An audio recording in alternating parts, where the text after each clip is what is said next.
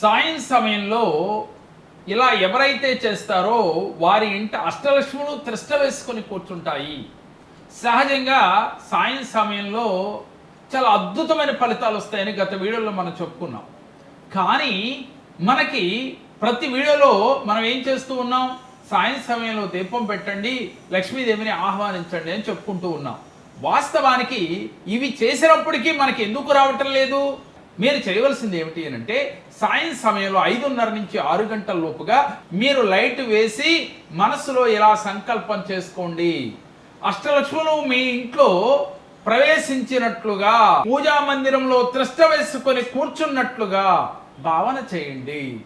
ఈ భావన అంటే మనం విజువలైజేషన్, అలాగే అఫర్మేషన్ మనం చెప్తూ ఉన్నాం. లా ఆఫ్ అట్రాక్షన్లో ఎవరైతే విజువలైజేషన్ అఫర్మేషన్ కరెక్ట్గా చేస్తారో వారికి వెంటనే కోరికలు తీరుతాయని.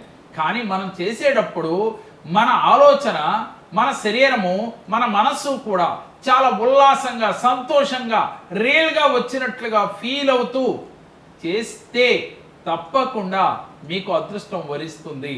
ఇలా ఒకరోజు కాకుండా కొన్ని రోజుల పాటు మీరు ఇదే సంకల్పం ఒకే టైంలో మీరు చేసి చూడండి, మీకు అదృష్టం వరించి తీరుతుంది. అష్టలక్ష్ములు మీ ఇంట త్రిష్ట వేసుకొని కూర్చుంటారు. శ్రీకృష్ణ భగవానుడు భగవద్గీతలో ఒక మాట చెప్పాడు, యద్భావం తద్భవతి అని.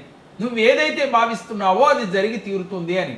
కానీ భావన చేసి మరలా ఇది నిజంగా జరుగుద్దా అనే ఒక సందేహం గనక వస్తే మీరు ఎంత మేనిఫెస్టేషన్ చేసినా, ఎన్నిసార్లు చేసినా ఫలితం రాదు. కాబట్టి ఈ రోజునే ఈ నిర్ణయం తీసుకోండి.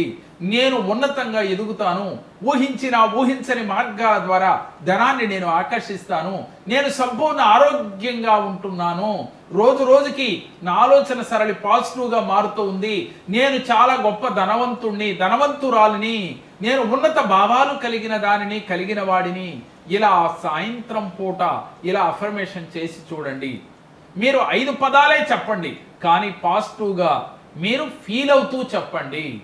కళ్ళు మూసుకుని చెప్పినా, కళ్ళు తెరిచి చెప్పినా భావం మాత్రం మీరు జరిగిపోయినట్లుగా ఉండాలి. అలా ఎవరైతే చేస్తారో వారికి అద్భుతంగా మీ మేనిఫెస్టేషన్ వర్కౌట్ అవుతుంది. అష్టలక్ష్ములు మీ ఇంట త్రిష్ట వేసుకొని కూర్చుంటారు. సాదేవికి వెళ్ళి కలిస్తే ఇలా చేయమని మంత్రాలు అని చెప్పారు. ఆ మంత్రాలు డైలీ చదువుకుని అలా టైం చెప్పినట్టు నాకు సెట్ అయింది. అంటే పలానా రోజు పలానా పెడతామని చెప్పారు. అలాగే సారే పేరు చెప్పారు, ఇలా శ్రీజా మ్యాచింగ్ సెంటర్ అని పెట్టమన్నారు. పలానా డేట్లో నీకు సెట్ అవుతున్నారు. అలా ఆ డేట్నే ఓపెన్ చేసినాము షాప్ కూడా మచిలీపట్నంలోనే. ఈ డేట్ నుంచి ఈ డేట్ వరకు బాగుంటుంది బిజినెస్ అని చెప్పారు. చెప్తే ఆ డేట్ నుంచి కూడా బిజినెస్ చాలా బాగుంది. ఆయన చెప్పినట్టు జరుగుతుంది.